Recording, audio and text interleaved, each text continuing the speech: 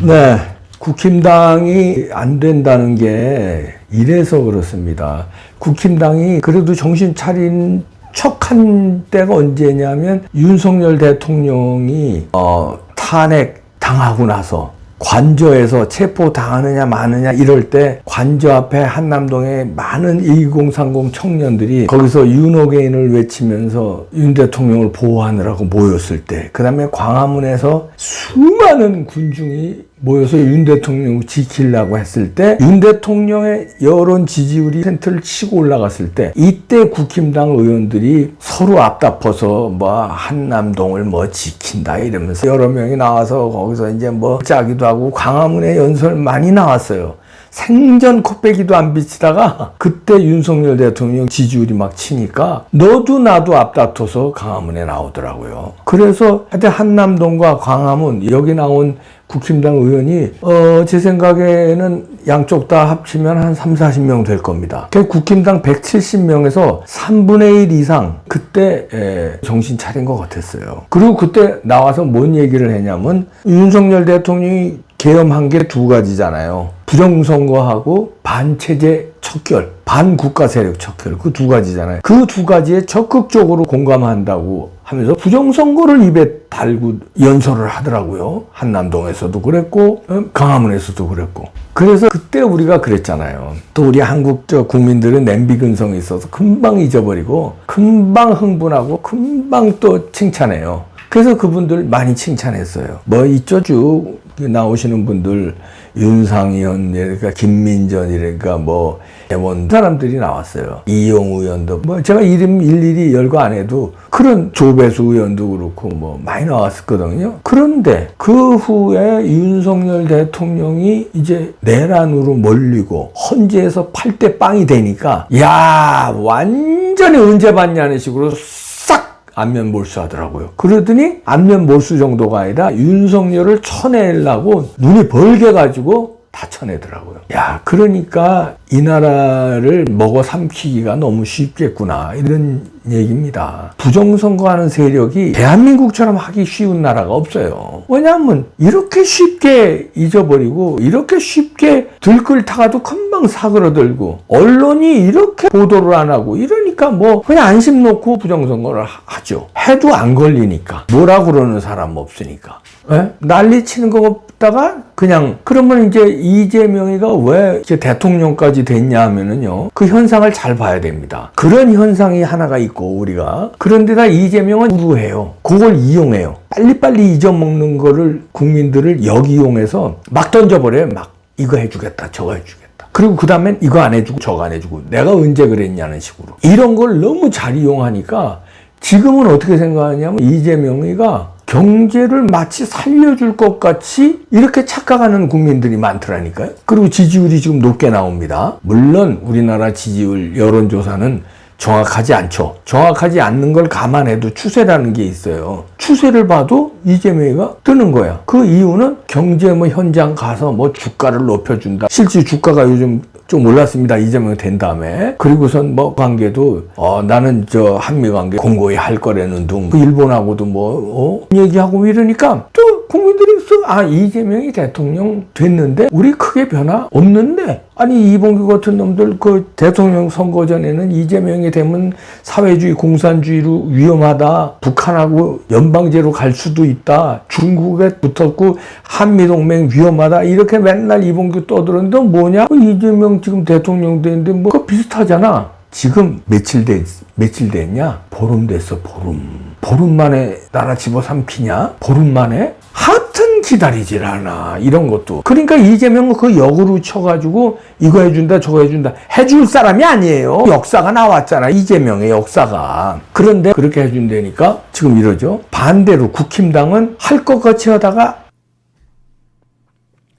맛있는 알부민 남재현 원장이 직접 배합한 건데요. 혈액 운반에 좋고요. 간과 심장 컨디션 개선하고 단백질 공급합니다. 피로회복에 좋고요. 이봉규TV 단독 혜택입니다. 2+1 한정 특가인데요. 하루 한 병이면 충분합니다. 알부민 좋은 거 아시죠? 애국 기업이에요. 또 남재현 화이팅. 윤석열을 손절하고 안 하죠.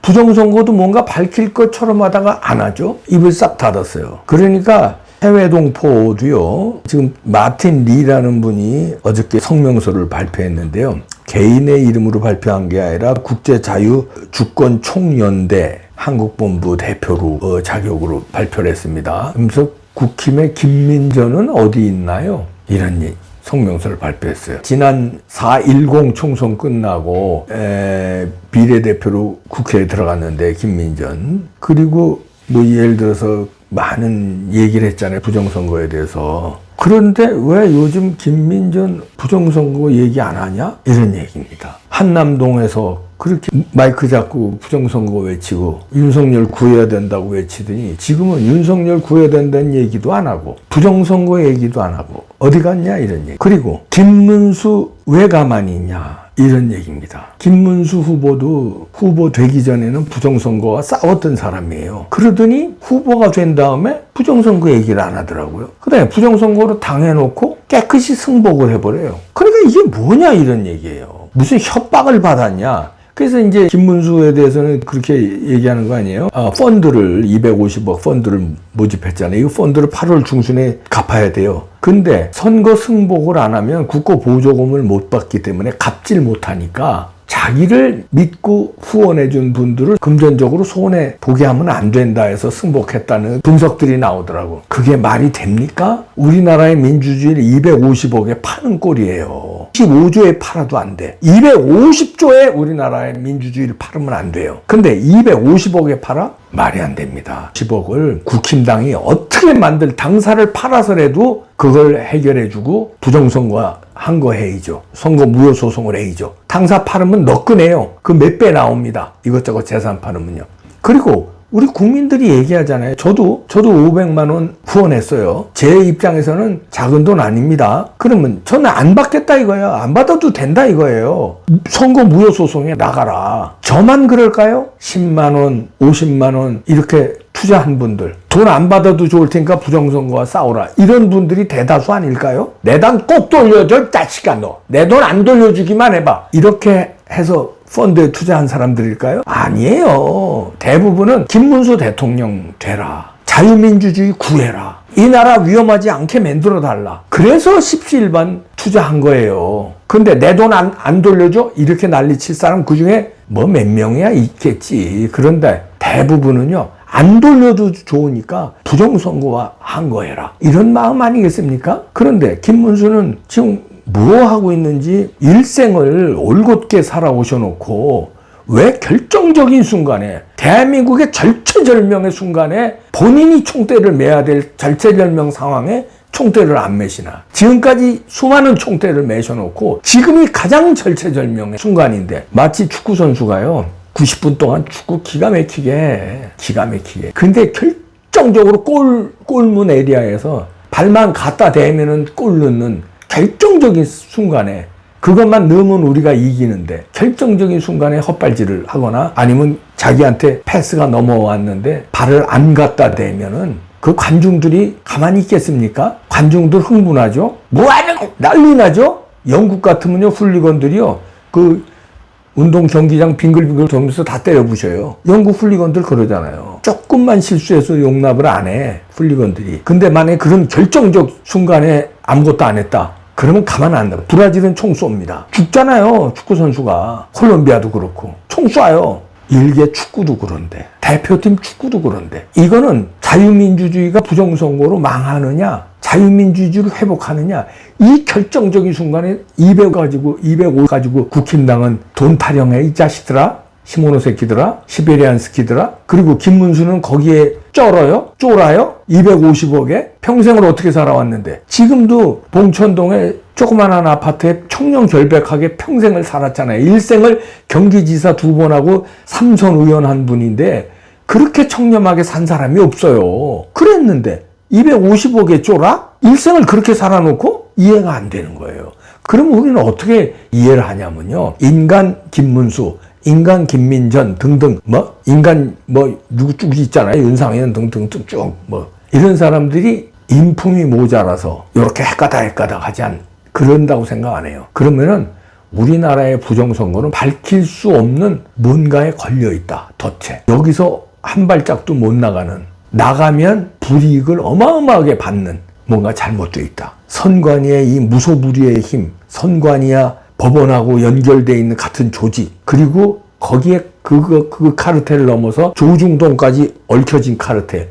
그래서 보수파를 평생 했던 조갑제, 정규제도 거기에 손들고 부정선거 없다고 넘어가고, 다른 거 여태 일생 동안 올곧게 주장하신 조갑제, 정규제도 부정선거에 대해서는 뭔가 코가 꼈는지 덫에 빠졌는지 올무에 엮였는지 부정선거는 없어! 이렇게 나오고, 이 국힘당에서 그래도 희망을 보여준 김민전 등 김문수 등 조용히 할 수밖에 없는 뭔가가 있나. 그 정도밖에 안 되냐 이거죠. 뭔가가 있어도 어떤 불이익을 당해도 정치인 아니에요. 정치인의 사명이 뭡니까? 돈 버는 거예요? 아니면 그 자리를 오래 유지하는 거예요? 아니면 그 자리를 한 번 더 하는 거예요? 그게 정치의 사명이에요? 자, 커피숍을 하는 사람은 사명이 뭐예요? 돈 버는 거야. 돈 투자 내가 5천만 원이고 1억이고 했으면 한 달에 자우지간 내 인건비는 나와야 되겠다. 그게 사명 아니야? 그렇기 때문에 그걸 한 거야. 그 커피숍의 존재의 이유가 그거예요. 커피숍 하는 사람한테 무슨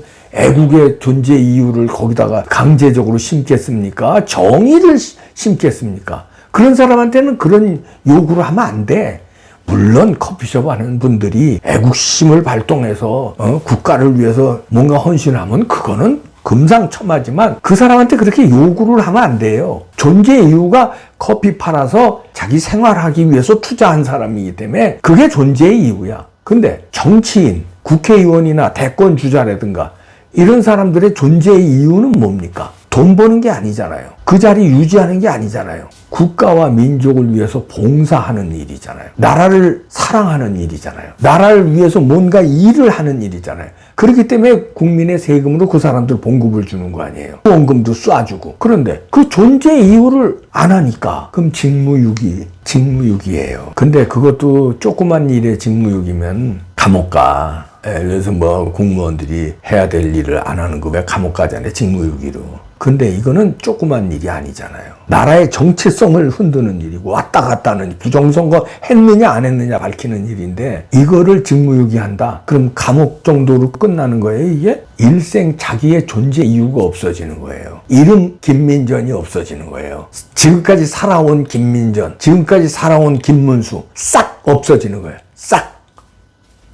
그게 존재 이유입니다. 하다못해 커피숍 장사하는 사람도 장사 소홀리해서 존재 이유가 없어지면 투자한 돈 날려. 그게 5천만 원이 됐건 1억이 됐건. 근데 정치인들은 인생을 날려야지. 인생을 투자한 거 아니에요. 그것 때문에 인간 김문수에 환호하고 표를 찍어주고 후원금을 쏘고 그런 거 아니에요. 인간 김민전을 칭찬하고 제가 얼마나 칭찬했어요. 존재 이유 싹 날아갑니다. 싹!